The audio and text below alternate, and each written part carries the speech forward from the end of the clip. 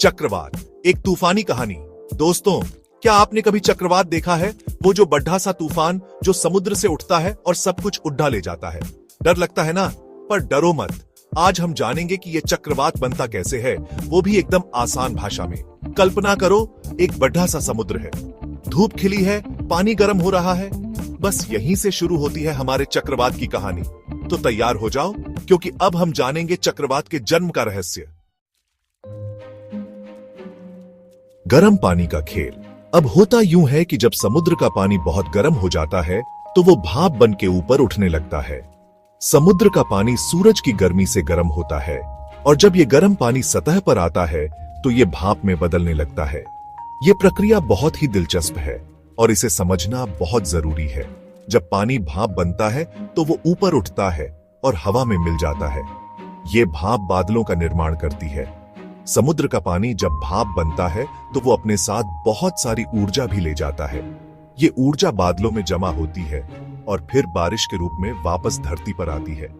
जैसे चाय गर्म करते वक्त होता है ना, बस वैसे ही जब हम चाय बनाते हैं तो पानी गर्म होकर भाप में बदलता है।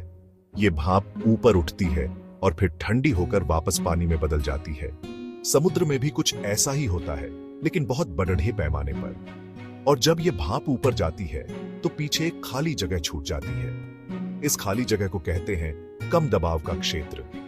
ये कम दबाव का क्षेत्र बहुत महत्वपूर्ण होता है क्योंकि ये मौसम के कई बदलावों का कारण बनता है। इस खाली जगह को कहते हैं कम दबाव का क्षेत्र। जब समुद्र का पानी भाप बनकर ऊपर उठता है तो वो अपने पीछे एक खाली जगह छोड़ जाता है।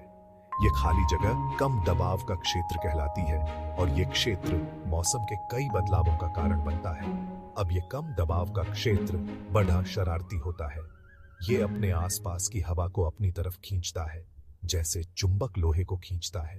ये प्रक्रिया बहुत ही रोचक है और इसे समझना बहुत जरूरी है। ये अपने आसपास की हवा को अपनी तरफ खींचता है, जैसे चुंबक लोहे को खींचता है। जब हवा इस कम दबाव के क्षेत्र में खींचती है तो वो घूमने लगती है। ये घूमती हुई हवा चक्रवात का निर्माण करती है और यहीं से शुरू होता है हमारे चक्रवात का खेल। चक्रवात एक बहुत ही शक्तिशाली और विनाशकारी प्राकृतिक घटना है। ये समुद्र के गर्म पानी और कम दबाव के क्षेत्र के कारण बनता है। जब चक्रवात बनता है तो वो बहुत तेजी से घूमता है और अपने रास्ते में आने वाली हर चीज को नष्ट कर देता है। इसलिए चक्रवात को समझना और उससे बचाव के उपाय करना बहुत जरूरी है। ऊपर चढ़ता गर्म, बनते बादल। जब आसपास की हवा इस खाली जगह में आती है तो वो भी गर्म हो जाती है और ऊपर उठने लगती है। ऊपर जाके ये हवा ठंडी होती है और उसमें जो नमी होती है वो छोटी छोटी बूंदों में बदल जाती है और बस बन गए बादल। ये बादल भी कोई मामूली नहीं होते। ये बड़े बड़े और काले होते हैं, जैसे गुस्से से भरे हुए हों, और इनमें भरी होती है ढेर सारी बिजली और पानी। अब आगे क्या होगा, चलो देखते हैं। घूमता हुआ तूफान। यह कोई साधारण तूफान नहीं है, बल्कि एक ऐसा तूफान है जो अपनी दिशा और गति से सबको चौंका देता है। अब तक तो हमारा चक्रवात बस ऊपर नीचे हो रहा था। यह ऊपर उठता और फिर नीचे गिरता, जैसे कोई अदृश्य शक्ति इसे नियंत्रित कर रही हो। पर अब आता है ट्विस्ट। यह ट्विस्ट ऐसा है जो इस चक्रवात को और भी रहस्यमयी बना देता है। हमारी पृथ्वी तो घूम रही है ना? पृथ्वी की इस घूर्णन गति का असर हमारे चक्रवात पर भी पड़ता है। तो उस घूमने की वजह से ये ऊपर उठती हुई हवा भी घूमने लगती है।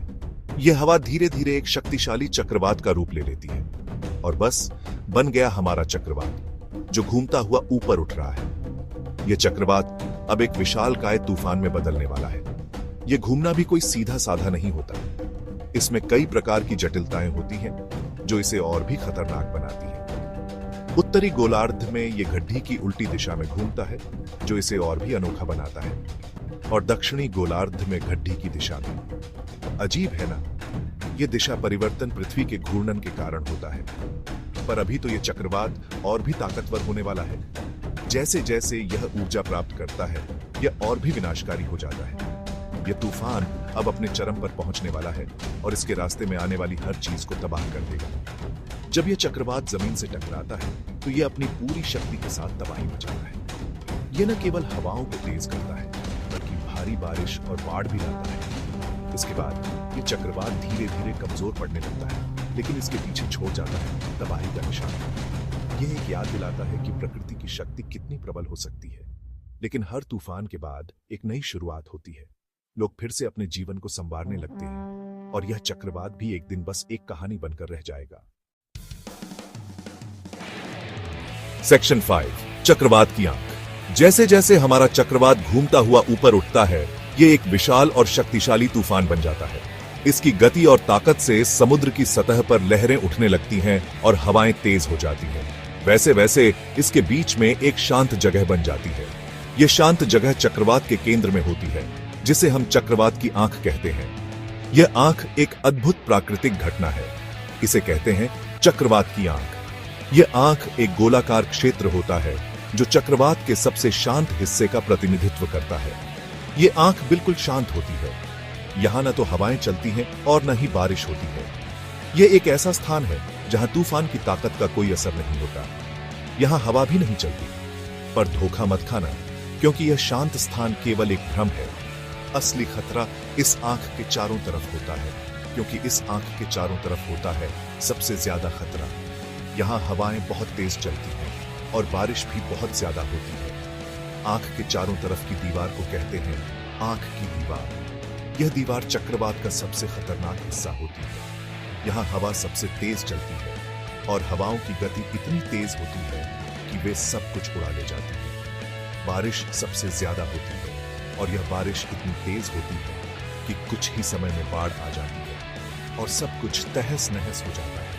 पेड़ उखड़ जाते हैं, घरों की छतें उड़ जाती हैं और सड़कों पर पानी भर जाता है। तो याद रखना, चक्रवात की आंख भले ही शांत दिखती है, पर असली खतरा तो उसके चारों तरफ होता है। यह शांत स्थान केवल कुछ समय के लिए होता है और इसके बाद तूफान फिर से अपनी पूरी ताकत के साथ लौट आता है। पर असली खतरा तो उसके चारों तरफ होता है।